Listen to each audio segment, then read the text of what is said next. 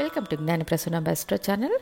ఇవాళ వీడియోలో దీర్ఘాయువు రహస్యాలు అనే అంశాన్ని వివరంగా వివరిస్తాను.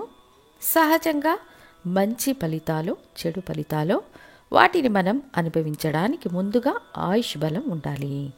ఆయుష్ బలం లేకపోతే మన జాతకంలో రాజయోగాన్ని ఇచ్చే గ్రహాలు బలంగా ఉన్న ఎటువంటి ప్రయోజనము ఉండదు.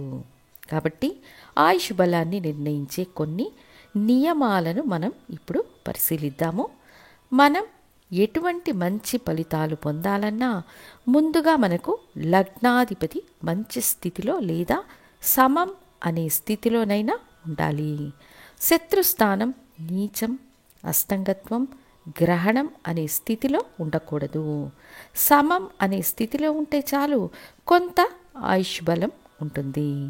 ఆ తరువాత ఆయుష్ కారకుడైన శని భగవానుడు కొంత మంచి స్థితిలో ఉండడం అవశ్యం. సహజంగానే శని బలంగా ఉంటే బాధ, దుఃఖం, కష్టాలు, సమస్యలు ఉంటాయని చెప్పినా ఆయుష్ని ఇచ్చేది ఈయనే.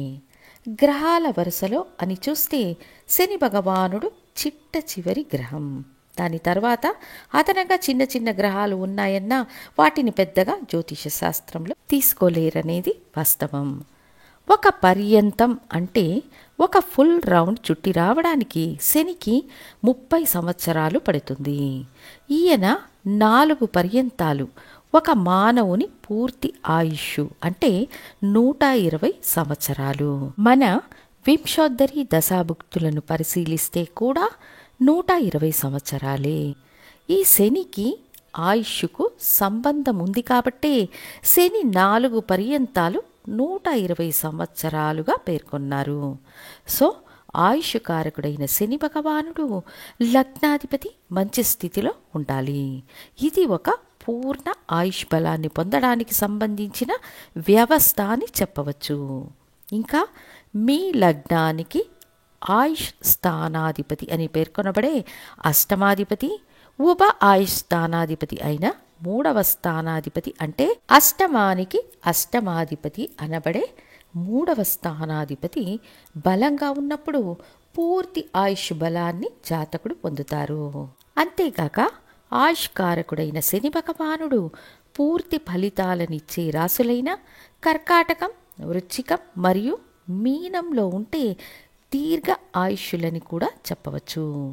ఎందుకంటే ఈ కర్కాటక, వృశ్చిక, మీన రాశుల్లో శని నక్షత్రాలైన పుష్యమి, అనురాధ, ఉత్తరాభాద్ర నక్షత్రాలు ఉన్నాయి.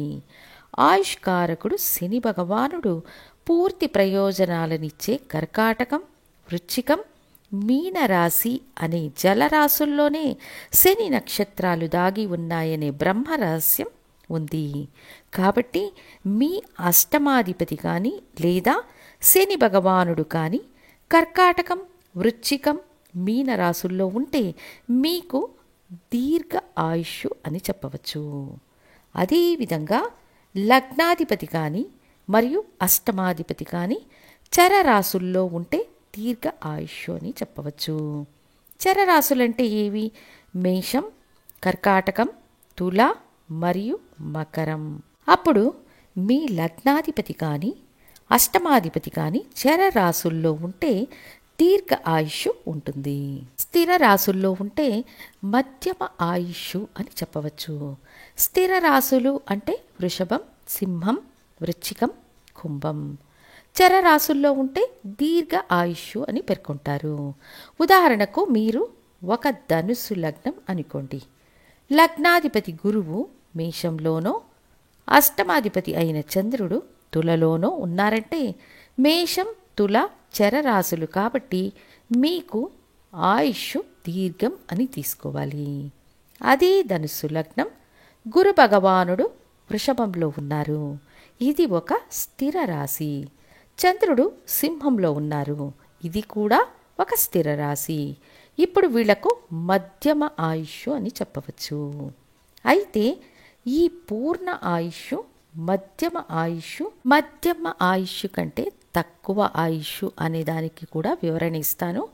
పూర్ణ ఆయుష్ అంటే కాలచక్ర విధి ప్రకారం 120 సంవత్సరాలు. కానీ ఇప్పుడు 120 సంవత్సరాల వయస్సు ఉన్నవారు ఉన్నారా అంటే ఉన్నారు. దేశంలో ఎక్కడో ఒక చోట రేర్గా ఉంటారు. అయితే అట్లీస్ట్ 90 సంవత్సరాల వయస్సు ఉన్నవారున్నారు. దీన్ని మనం పూర్ణ ఆయుష్ అని తీసుకోవచ్చు. 65 నుండి 85 సంవత్సరాల వయస్సు వరకు మధ్యమ ఆయుష్ అని, 45 నుండి 65 సంవత్సరాల వరకు మధ్యమ ఆయుష్ కంటే కొంచెం తక్కువ ఆయుష్ అని, 45 సంవత్సరాల లోపల ఉంటే అల్పాయుష్ అని తీసుకుంటాము. మొదటి విధి మీ అష్టమాధిపతి లగ్నాధిపతి చరరాశుల్లో ఉంటే పూర్ణ ఆయుష్. అదేవిధంగా శని భగవానుడు కర్కాటకం వృశ్చికం మీనంలో ఉంటే పూర్ణ ఆయుష్. లగ్నాధిపతి అష్టమాధిపతితో పాపగ్రహాల కలయిక ఉండకూడదనేది అదనపు సమాచారం. ఉభయ రాసుల్లో వీళ్ళు ఉన్నప్పుడు అంటే లగ్నాధిపతి అష్టమాధిపతి ఉభయ రాసుల్లో ఉన్నప్పుడు మధ్యమ ఆయుష్ కంటే తక్కువ అని చెప్పవచ్చు. ఇక అష్టమాధిపతి ఆయుష్ను తీర్మానించే గ్రహం. శని భగవానుడు ఆయుష్కు కారకుడు. వీళ్ళిద్దరి స్థితిగతులను కరెక్ట్గా లెక్కించినప్పుడు ఆయుష్ బలం ఎంత ఉంటుందో తెలుసుకోవచ్చు. అదేవిధంగా అష్టమాధిపతి బలహీనమైనప్పుడు, ఈయన పాపగ్రహాలతో కలిసి ఉన్నప్పుడు అకస్మాత్తుగా ప్రమాదాలు గండాలను ఎదుర్కోవలసిన పరిస్థితులు ఏర్పడతాయి. సుమారు మేషలగ్నం నుండి మీనలగ్నం వరకు ఆయుష్ కాలం ఎంత ఉంటుందని తెలుసుకుందాము. మేషలగ్నానికి దగ్గరగా 87 నుండి 90 సంవత్సరాల పూర్ణ ఆయుష్ ఉంటుందని పంచాంగాలలో పేర్కొన్నారు. వృషభ లగ్న జాతకులకు 80 సంవత్సరాల ఆయుష్, మిథున లగ్నానికి 75 సంవత్సరాలని పంచాంగాలలో పేర్కొన్నారు. తర్వాత కర్కాటక లగ్నానికి 100 సంవత్సరాల ఆయుష్ అని పేర్కొని ఉన్నారు. సింహ లగ్నానికి 80 సంవత్సరాలు, కన్యా లగ్నానికి 75 సంవత్సరాలు, తులా లగ్నానికి 87 సంవత్సరాల వయస్సు అని, వృశ్చిక లగ్నానికి 85 నుండి 90 సంవత్సరాల వయసును ఇచ్చి ధనుస్సుకు 72 సంవత్సరాల వయస్సని, తర్వాత మకర కుంభ లగ్నాలు శని భగవానుని స్థానాలు. ఇందులో కుంభం శనికి మూల త్రికోణ రాశి కావున కుంభానికి 80 సంవత్సరాల ఆయుష్ను, మకరానికి 70 సంవత్సరాల ఆయుష్ బలం అని పేర్కొన్నారు. మీన లగ్నానికి 90 నుండి 100 సంవత్సరాల వయస్సుగా పేర్కొన్నారు. ఇది ఒక సాధారణ లెక్కాచారమే అని గుర్తుంచుకోండి. కానీ మీ జాతకంలోని లగ్నాధిపతి అష్టమాధిపతి స్పాయిల్ కాకుండా ఉండాలి. శని భగవానుడు పూర్తి ఫలితాలనిచ్చే రాసుల్లో ఉండాలి. అష్టమాధిపతి పూర్తి ఫలితాలనిచ్చే రాసుల్లో ఉండాలి. ఇలాంటి వ్యవస్థ ఉన్న జాతకులకు ఆయుష్ బలం దీర్ఘంగా ఉంటుంది. ఇంకా చరరాశుల్లో లగ్నాధిపతి అష్టమాధిపతి ఉంటే పరిపూర్ణ ఆయుష్ బలం ఉంటుంది.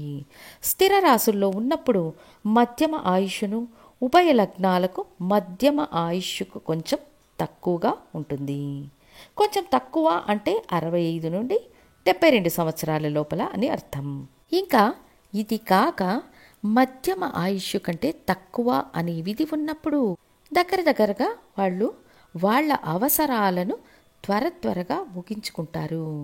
ఒకరికి మధ్యమ ఆయుష్ కంటే తక్కువగా ఆయుష్ ఉంది అనేది 6వ స్థానాధిపతి అష్టమ స్థానంలో ఉండడం, అష్టమాధిపతి 6వ స్థానంలో ఉండడం, లగ్నాధిపతి బలహీనం కావడం, యోగం లేని దశలు జరగడం, విపత్తు గండాలను ఏర్పరిచే కుజశనుల కలయికలు ఏర్పడడం, వీళ్ళ కలయిక ముఖ్యమైన స్థానాల్లో ఉండడం, ఇలాంటి వ్యవస్థలు ఉన్నప్పుడు ఏర్పడుతుంది.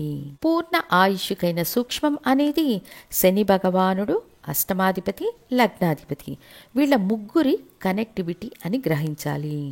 లగ్నాధిపతి అష్టమాధిపతి మిత్రగ్రహాలైతే కూడా పూర్ణ ఆయుష్ ఉంటుందని చెప్పవచ్చు. ఇది కూడా ఒక సూక్ష్మమే.